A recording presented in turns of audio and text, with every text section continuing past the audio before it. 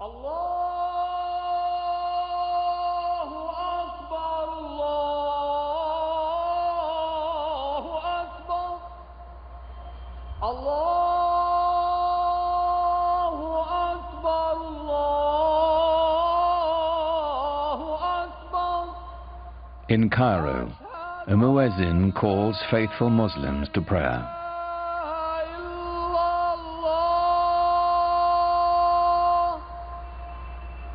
It's the same call that sounds 5 times a day, every day, in cities across the world.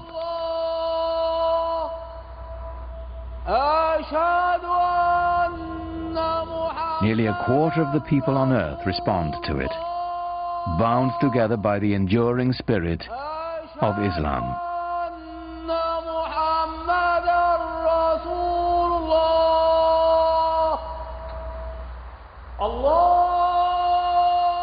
God is most great, the muezzin calls. I testify there is no other God but God. I testify Muhammad is the messenger of God.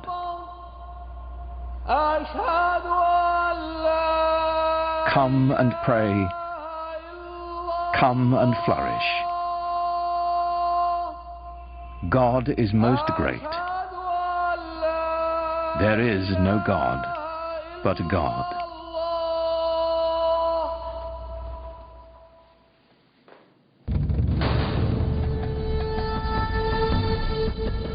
In the unfolding of history, Islamic civilization has been one of humanity's grandest achievements. A worldwide power founded simply on faith. A spiritual revolution that would shape the nations of 3 continents and launch an empire. For the West, much of the history of Islam has been obscured behind a veil of fear and misunderstanding. Yet Islam's hidden history is deeply and surprisingly interwoven with Western civilization. It was Muslim scholars who reclaimed the ancient wisdom of the Greeks, while Europe languished in the Dark Ages. It was they who sowed the seeds of the Renaissance, 600 years before the birth of Leonardo da Vinci.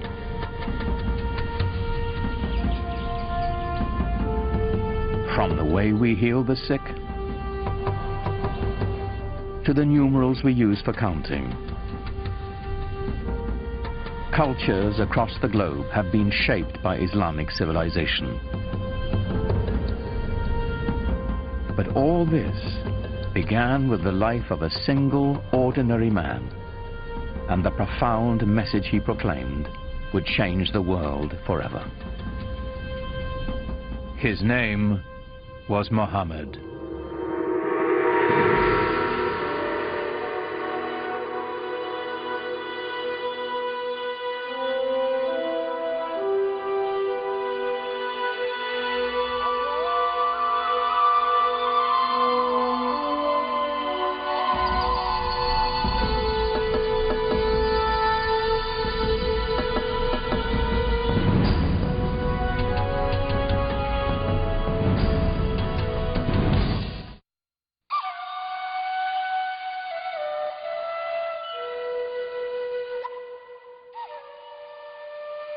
To Muslims, the life of Muhammad is a story revered, in its mysteries as much as its certainties, that our beliefs held sacred.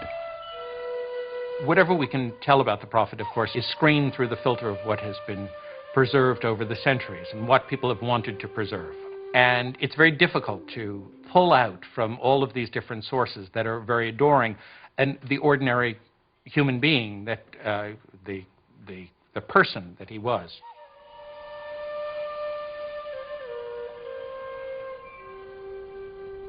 We do know that Muhammad was born in or around 570 AD in the sun-blasted Arabian Peninsula, a land of savage scarcity whose Bedouin tribes were locked in a constant state of tribal war.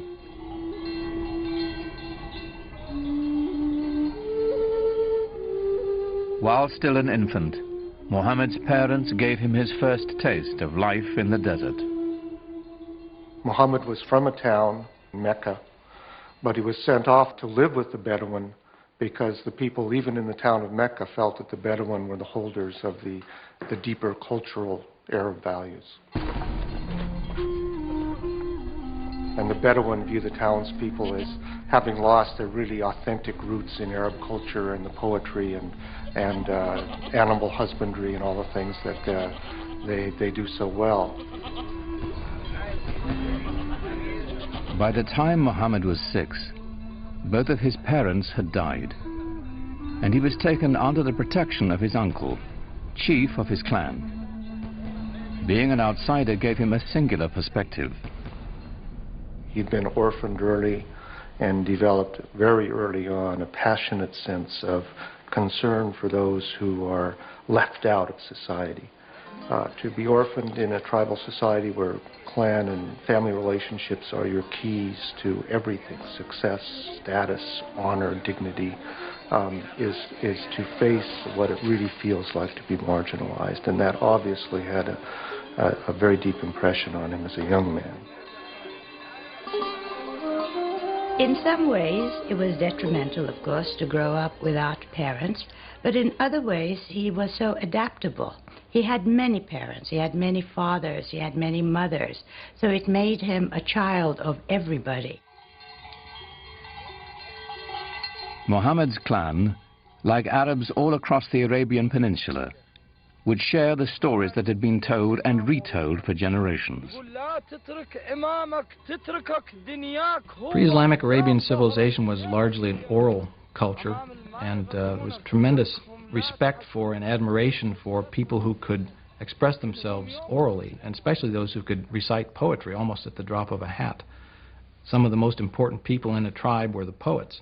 As they sang of the glory of the tribe, they told the story of the tribe. To the Bedouin, the word had a mystical importance. Poets linked the tribe to its ancestors and celebrated values older than memory. Poetry was the sinew that bound the Bedouin together, celebrating their victories, lamenting their defeats.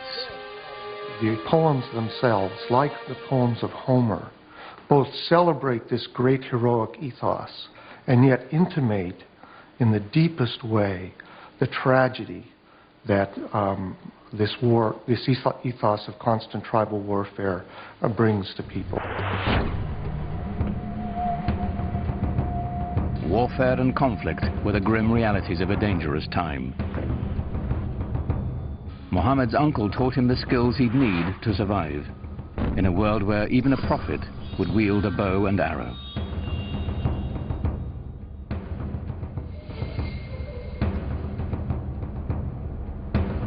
In a wilderness punished by the elements and bereft of water, rivalry over a single well could provoke a blood feud for generations. A real rivalry, real battles, and sometimes quite bloody. So the allegiance of individuals was to the family immediately, and at a larger extent to the tribe. Without the tribe's protection, no one could endure. Scattered across the peninsula were countless factions, all embroiled in bitter struggles, each defending its precious grazing lands, trade routes, and most importantly, its wells. Well, you have to understand, and most of the lands are dry. And so water is something that everyone always considers precious. For those of us in climates that are more heavily watered, it's difficult to understand the depth and the centrality of the symbol of water in societies that are desert and in which it only rains once or twice a year, and in which a little water makes the difference between life and death.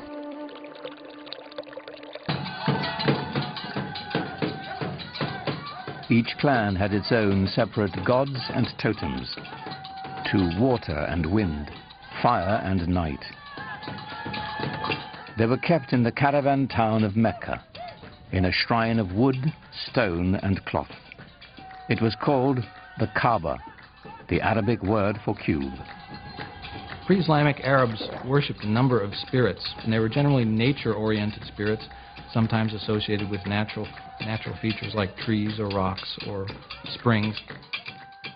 And the Kaaba in Mecca was one of a number of these sanctuaries centered around a particular cluster of deities.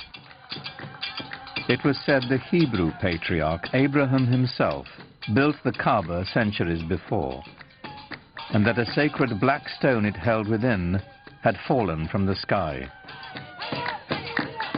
In these turbulent times, the Kaaba provided a rare place of peace. Only here would the Bedouins submit to a temporary truce before returning to their conflicts of the open sands. There was this one place in the middle, around the Kaaba, which was, from even pre-Islamic times, was a place of a sacred enclosure where all people had to put down their arms. And this, of course, facilitated trading because it meant that you couldn't carry on your feuds when you were doing your buying and selling. The spiritual and economic importance of the Kaaba in Mecca are pretty hard to separate as far as the pre-Islamic Arabs are concerned. The Kaaba made Mecca a vibrant center for trade. Here were found Arabian incense, exotic perfumes and Indian spices, Chinese silks and Egyptian linens. But perhaps the greatest treasure to be found at Mecca was the rich mixture of cultures. There were people who came through town who had all kinds of interesting experiences to relate to faraway places. The local religion was mixed. There were Christians, there were Jews, and there were also the Arabs of the desert who followed an animist type of religion. Muhammad's world was a center of trade, connecting the Mediterranean Sea to the Indian Ocean, linking the aging empires of Byzantium and Persia to the great bazaars of India and China.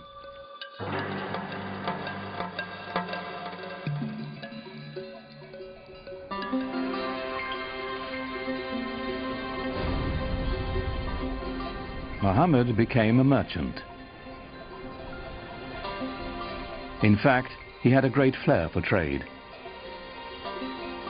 At the age of 25, while leading a caravan northward to Syria, his talents caught the eye of the shipment's owner, a wealthy widow named Khadija. She was so taken with Muhammad, she proposed marriage. Khadija. Well, I think she was a mentor as well as a wife, a very strong lady who had her own business, and Muhammad was helping her out. So it was a wonderful partnership, and I'm sure he learned a lot from her. He had a tremendous amount of contact with merchants coming from different parts of the world, passing through the Arabian Peninsula. I think he was a very intelligent man, very open-minded, and he was able to communicate with a great variety of peoples. He must have had great charisma as well. Muhammad had a way with people and with resolving their disputes. Once, when the Kaaba fell into disrepair, the clan chieftains quarreled over who would have the honor of putting the sacred black stone back where it belonged. Before violence could erupt, Muhammad proposed an equitable solution.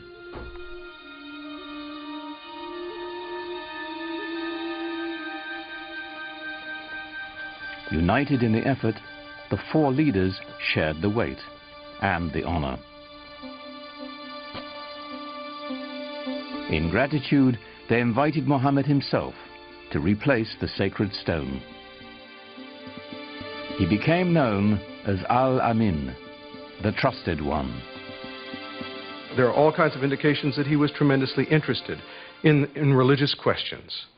This is obviously not something that an ordinary person probably was interested in those days. He talked to sages, Arab sages. He talked to Jewish and Christian sages who lived in the area. He used to go up into the rock hills around Mecca and meditate, think about things. And at some point had this extraordinary vision, which is spoken about very evocatively and elusively.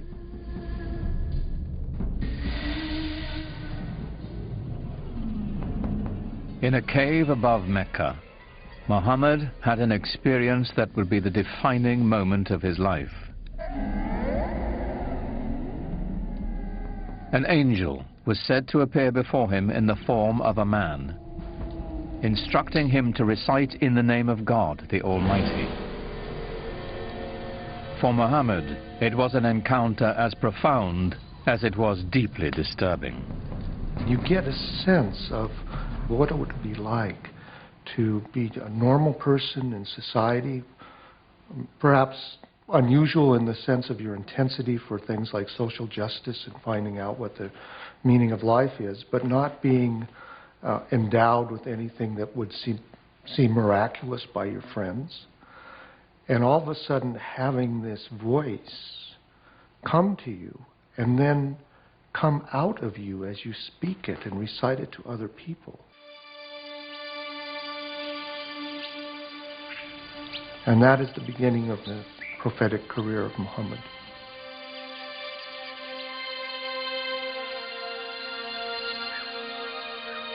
The months to come would bring more revelations.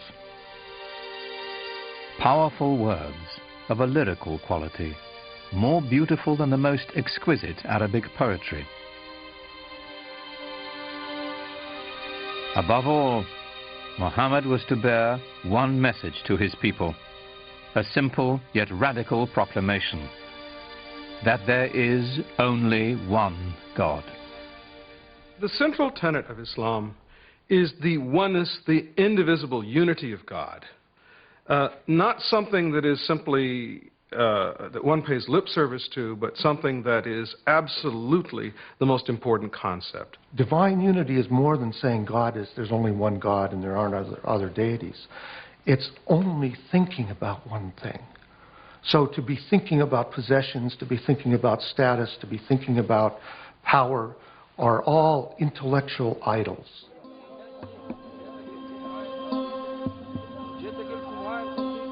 The implications were staggering. One God meant one people. No more tribal divisions. To the poor and unprotected, the prospect was revolutionary. It seems to me that one of the most important things in his early teaching that isn't often talked about is the strong social justice message that he delivered.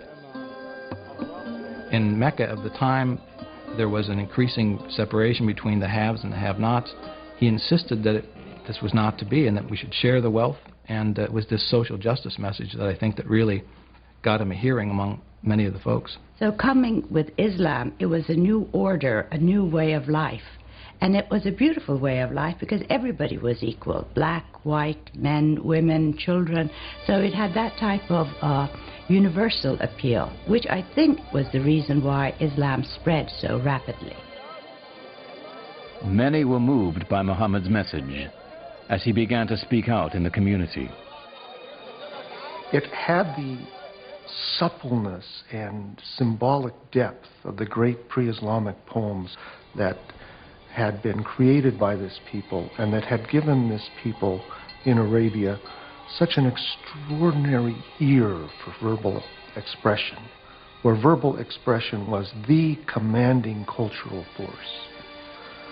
Some people called him a poet, and there's a Quranic surah basically saying, Muhammad is not a poet.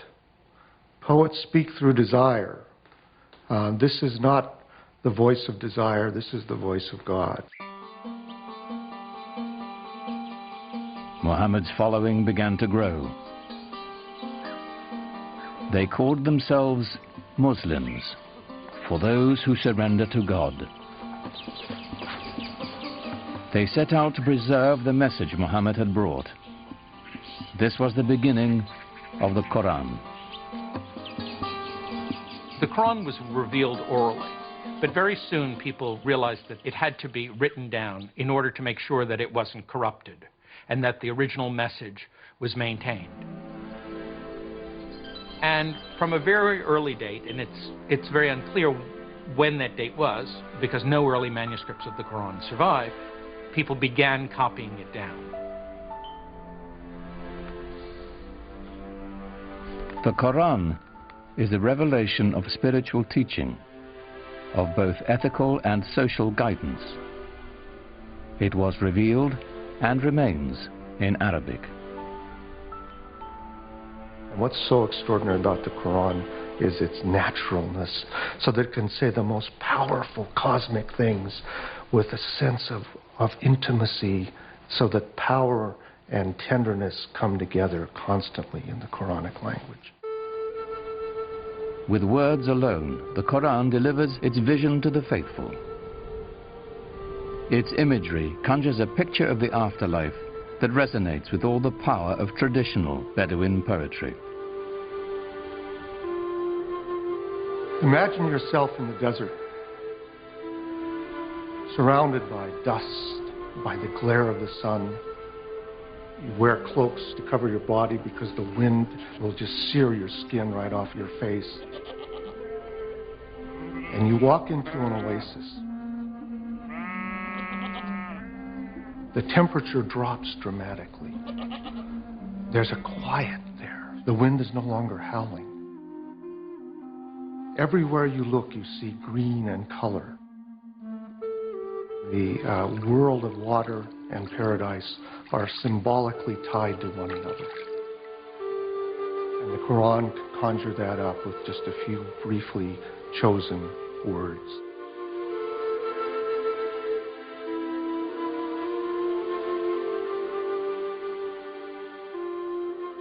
Yet for all the imagery of paradise in the Quran, there was no easy description of God. The mystery would remain. It's very difficult to talk about God without reifying God. Reifying to make God into a thing, or anthropomorphizing God, to make God into a projection of our own human self. And that's why Muslims don't like sculpture, for example, traditionally, because they believe that there's that danger. And the Quran avoids that by constantly shifting the pronouns, so we can't really reify God and get an image, a physical image of God. Rather than a physical image of God or of Muhammad, it is the beauty of the Quran itself that is celebrated in Islam. Islam developed in this context where pictures were not favored. The Quran, as it was revealed, was God's representation on earth, and Muslims felt from a very early time that the only just representation of God's word, was the Quran itself, not any picture of God, certainly not, because you couldn't represent God, and certainly not a picture of Muhammad, because he wasn't divine.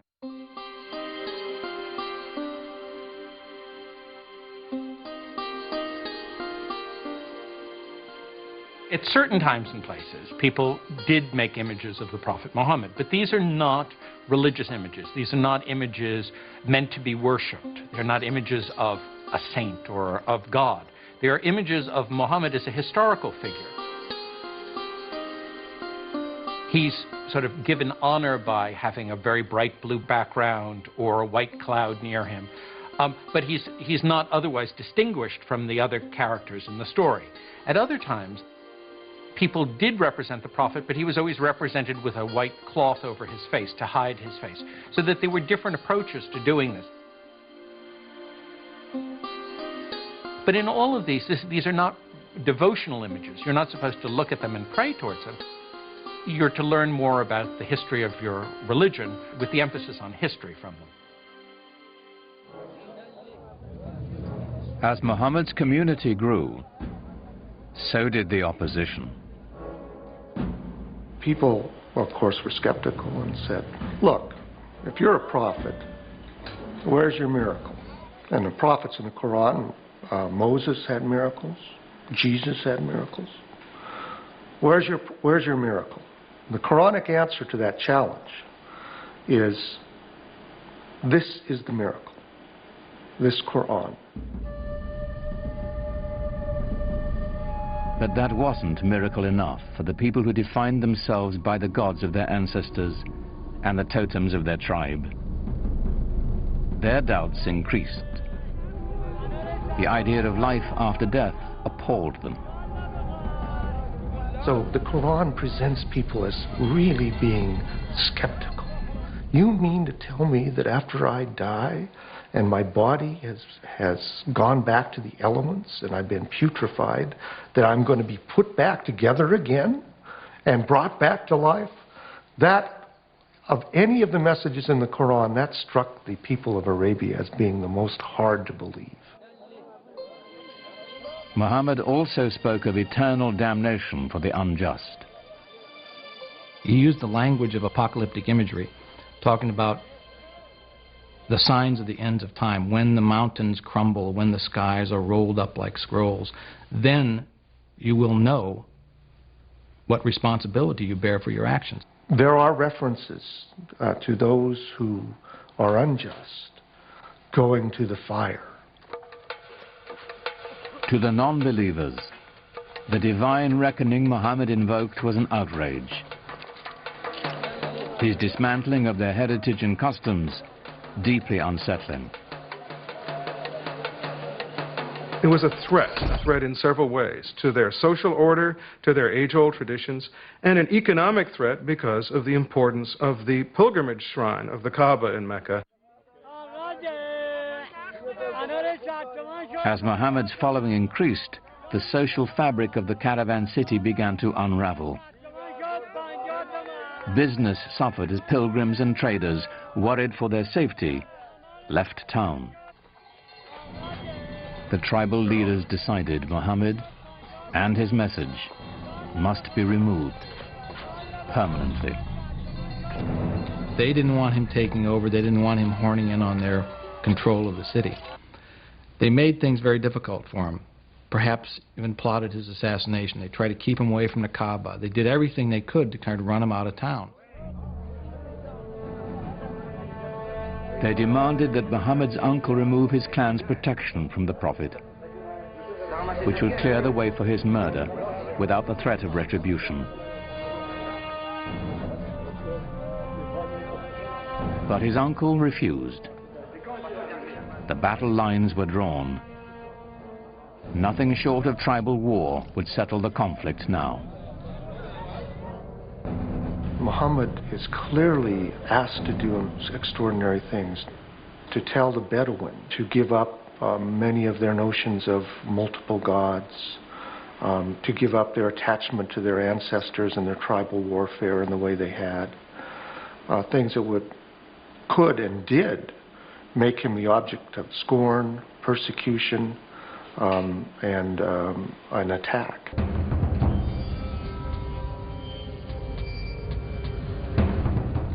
Muhammad's followers were forced from the marketplace and starved. Those without clan protection were tortured and killed.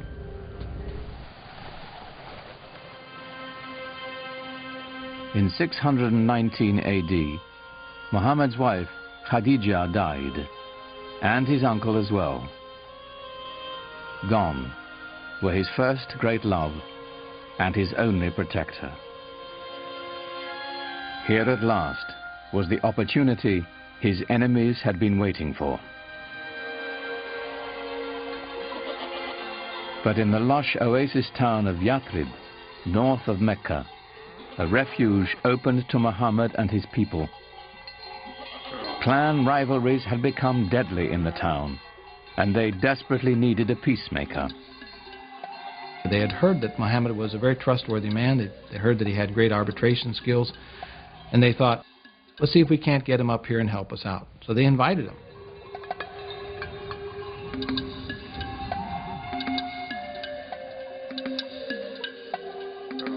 Muhammad agreed to travel to Yathrib and settle their disputes in exchange for a safe refuge for his people.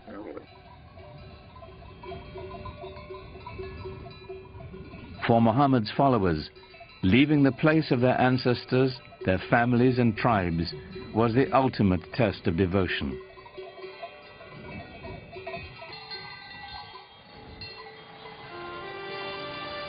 In doing so, they began a new community, a new tribe. For the first time, they were bound together not by blood, but by faith.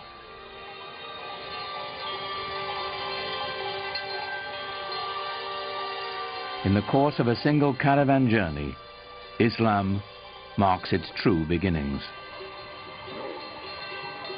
Their journey is known as the Hijrah.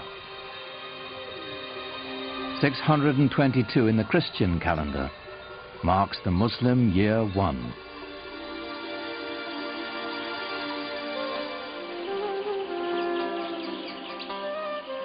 Muhammad's goal among the people of Yathrib was the same as his larger mission, to bring unity and peace with his message. He was asked to be a Solomonic figure, to mediate tensions between tribes that seemed intractable.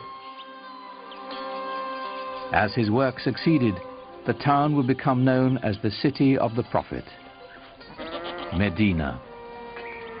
Muhammad's great task in Medina was to try and bring together these various groups and to try and forge a community of believers in a way that would bring people together in a sort of harmony. To the divided clans of Medina, Muhammad offered a vision of solidarity. But even as he spread the word of Islam, he didn't challenge the beliefs of other faiths. Islam sees itself in relationship to the earlier revealed religions of Judaism and Christianity and treats them as people of the book. It believes that God had revealed himself, his word, to mankind many times, to Moses, to Jesus, for example, but each time people went astray. Throughout the Quran, we have a sense of the humanity of Muhammad, his humbleness as a person, and the extraordinary challenge of the mission he was given by this divine revelation.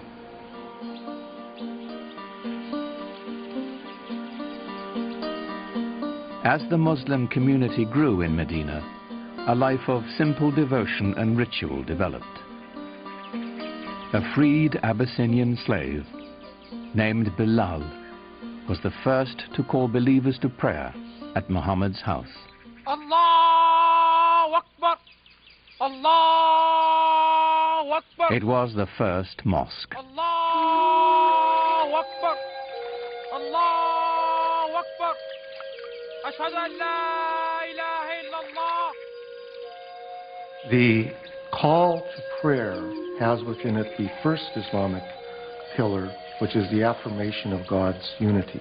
La ilaha illallah, that beautiful phrase which many Muslims chant over and over in their mind or vocally to constantly remind themselves of the unity of God and the unity of what we should focus on in our life.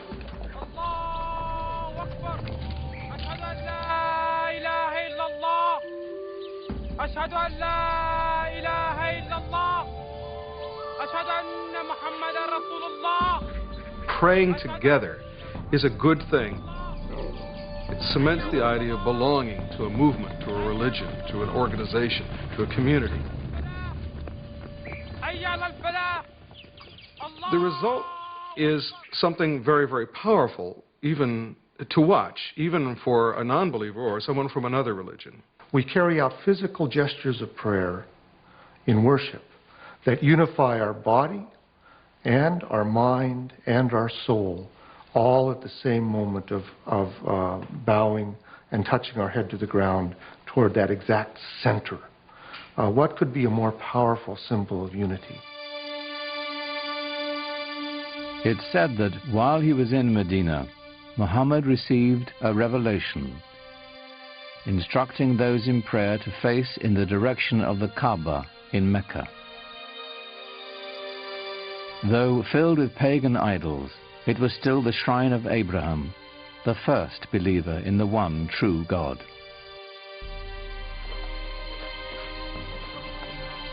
But even as the Muslims were praying toward Mecca, their enemies there were rallying in force. Their goal, to wipe out the Muslims.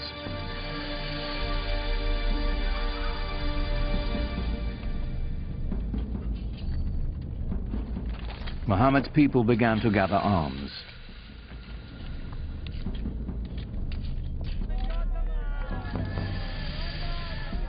Though the Muslims prepared as best they could, they were outnumbered and outmatched.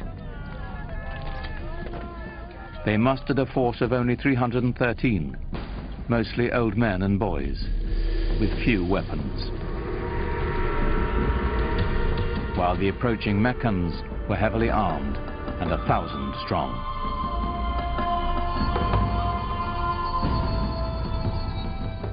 For years, Muhammad had tried to bring Islam to the people of Mecca peacefully.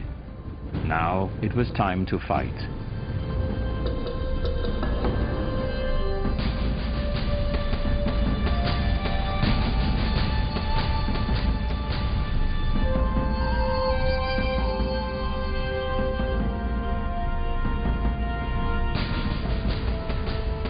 The Muslims faced their own tribes, brother fighting brother, son against father.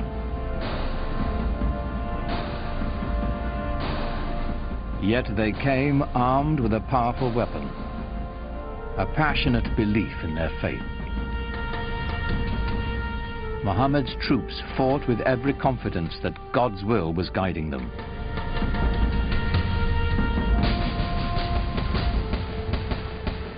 They fought 3 very, very bloody battles. At one point, the entire young Muslim community was right on the edge of annihilation.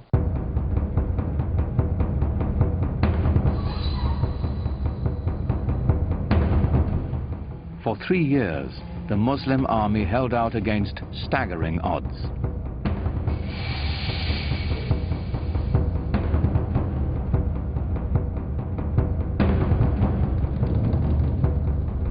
As word of the fighting spread, other Bedouin tribes saw God's hand in Muhammad's victories. One by one, the peoples of the desert began to join in his struggle. The Muslim army grew, and the tide began to turn.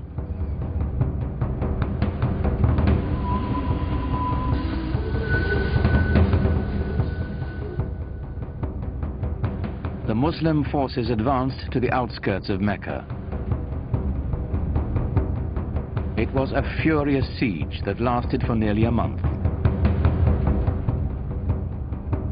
Until, finally, the city fell to Muhammad.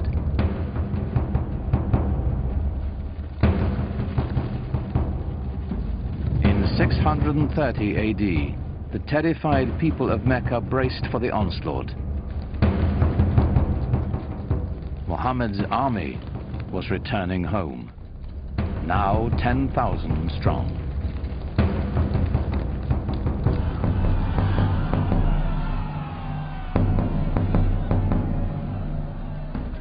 The vanquished knew the terrible fate that awaited them.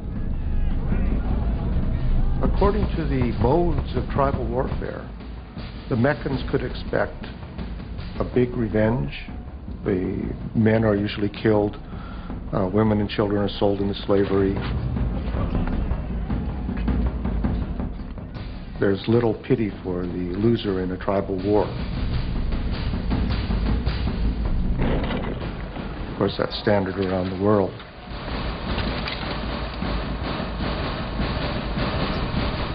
But Muhammad had a surprise in store for the fallen city.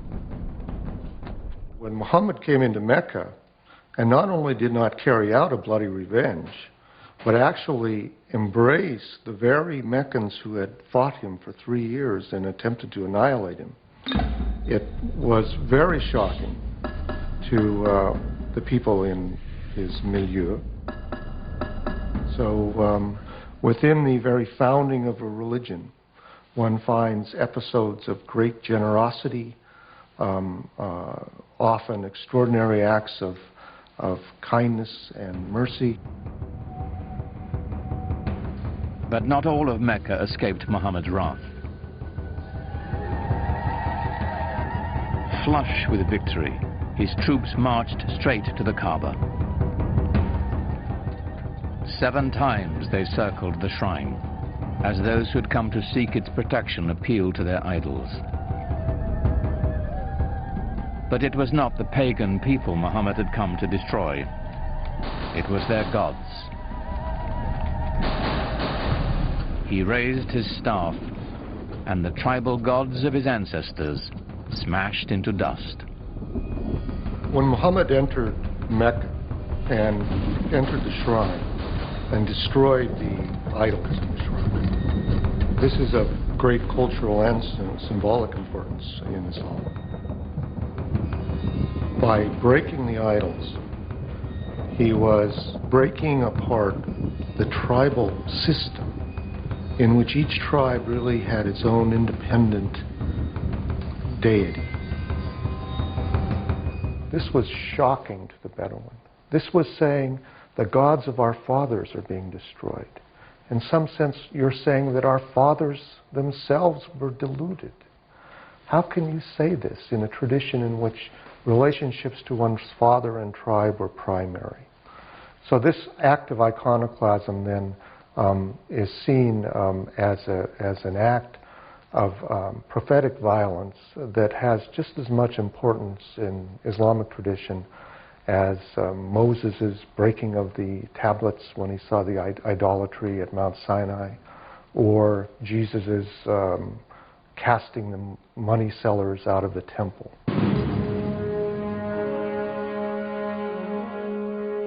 The destruction of the idols was a new beginning, a breaking from the past and the creation of a powerful new force. Mecca was just the beginning. One after another, the tribes of a nation were summoned to the fold and united under the banner of Islam. A worldwide community of faith was begun, born in an extraordinary alignment of history, personality, and conviction. What Muhammad did was to bring a sense of solidarity, a sense of mission, and he united all these separate segments within the peninsula. From then on, moved eastward, westward, northward, southward.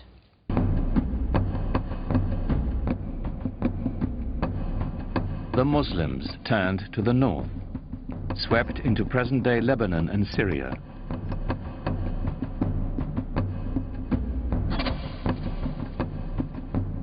They continued west into Egypt and quickly across North Africa, fortifying the coastline of the Mediterranean. Only the seas stopped them. Its growth was so explosive from 622, the year 1 of the Islamic calendar.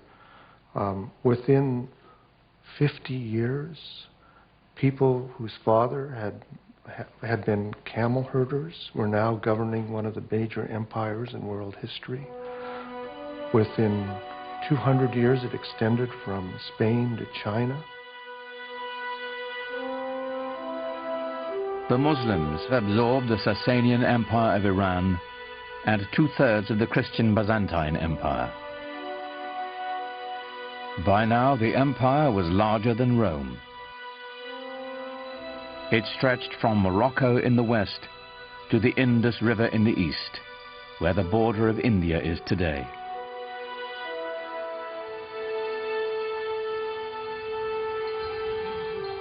How had it happened that so small an army could conquer an area so large, so fast, so easily?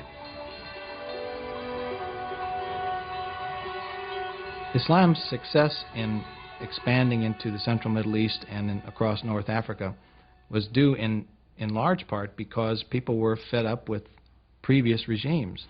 So the idea that Muslims were going across the world saying convert or die is really not accurate, not at all. That they didn't have a heavy hand, they didn't rule with a heavy hand, they allowed the conquered peoples to maintain their their administrative structures. They allowed the Christians and the Jews to maintain their religious law and to be governed by them. And so, in many cases, conquered peoples did not feel the presence of the new regime very heavily.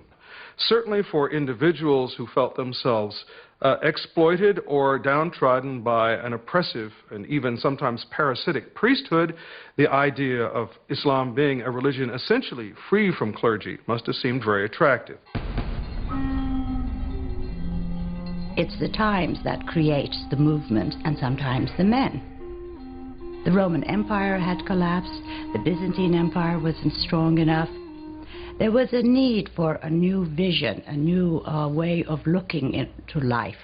And I think what happened at that time, Muhammad's mission, filled the void that the societies wanted. They really wanted some sort of solidarity in their lives. The lessons of the Quran, so successful for the Muslims in Medina and Mecca, were playing out on a global scale. As the conquest swept through Syria, the Muslims held their Friday prayers in the Church of St. John the Baptist in Damascus, allowing its Christian congregation to continue their services on Sunday.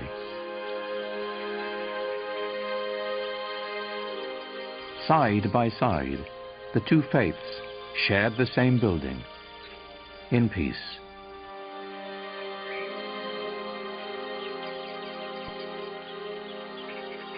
As the Muslim community grew, they bought the old church from the Christian congregation and built a huge mosque on the site.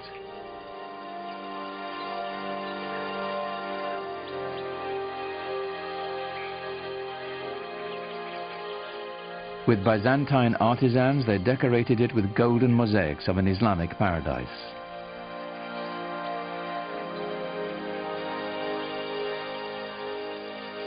The great mosque of Damascus would become a model for new mosques to come, all across the empire.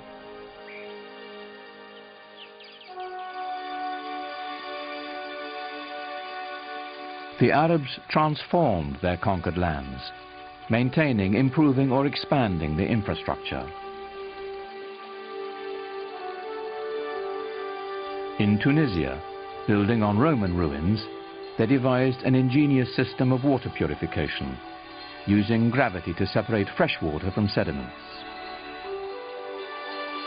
Part of this system were these two enormous basins that they built outside the city walls.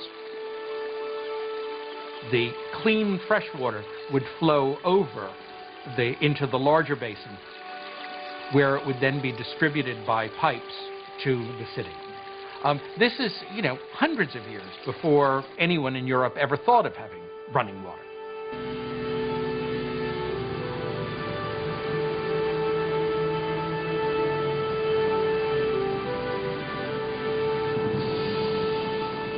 All over you find schemes for bringing water from the mountains where there was more water to the plains where there might be less water.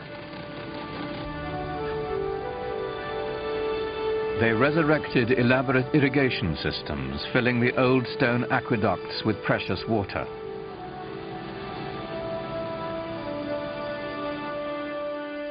Agriculture flourished as life-giving staples like wheat were introduced to the Mediterranean region.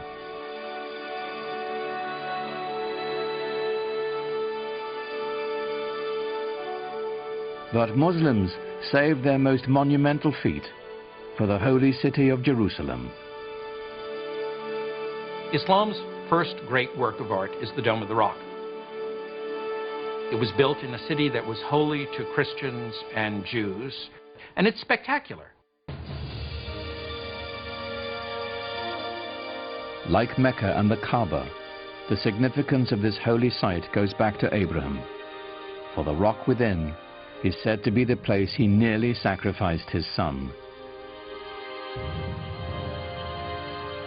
It was built to rival the nearby Church of the Holy Sepulchre, where Jesus was said to have been buried. What's extraordinary about the Dome of the Rock is how perfect it is. People revered this site as some place that was holy to Abraham and to Isaac. Imagine, if you will, these new guys coming in and taking over this piece of prime real estate and building a new building for a new religion that sits on top of a mountain and sparkles and glitters in the sunlight for everyone to see. This is not something that a fly-by-night. This is something big and important. Islam has come to stay. In just 100 years, Muhammad's vision had transformed the spiritual and political map of the world, and his followers had established an empire larger than Rome. But Muhammad never lived to see it. In the 11th year of the Islamic calendar, 632 AD, only 2 years after the taking of Mecca, Muhammad died.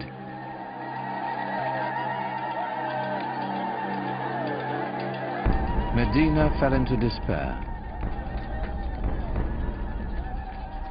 For days, the city was consumed with sorrow and ceremony. He's known to have said that he wanted to be buried very simply, with no marker over his grave. He didn't want people to worship his grave. That would interfere with their worship of God. God had spoken to them only through Muhammad. Now that the Prophet had left them, perhaps God would as well. Muhammad's death set up a crisis in the young Islamic community. The question of succession was the first thing that really occupied people's concerns. At this point, there was a divergence of opinion as to how the community should go about choosing a new leader. According to the Shiites, the faction, the Shia of Ali, Muhammad had indeed designated Ali, his son-in-law and cousin, as his successor. The opinion that came to be the majority opinion, or the Sunni opinion, held that Muhammad had not appointed a successor during his life, but had said, after I'm gone, choose one from among your peers, from among the elders. And from the house there came out the man who would be his successor, Abu Bakr. And he addressed the people and said, if you worship Muhammad, know that he is dead. If you worship God, know that he lives forever. Here was the secret to Islam's strength and profound influence. The unifying power of one God, merciful and compassionate, the power of one people, bound by a common faith. Muhammad did not lead the conquest or create the empire to come. The transforming power of his message did. Out of that message would spring a font of knowledge that would transform humanity, as Islam continued to spread its reach far and wide. Awaiting the Muslims would be a new age. They would be destined for enlightenment, for new horizons, and a clash of great powers, the like of which the world had never seen.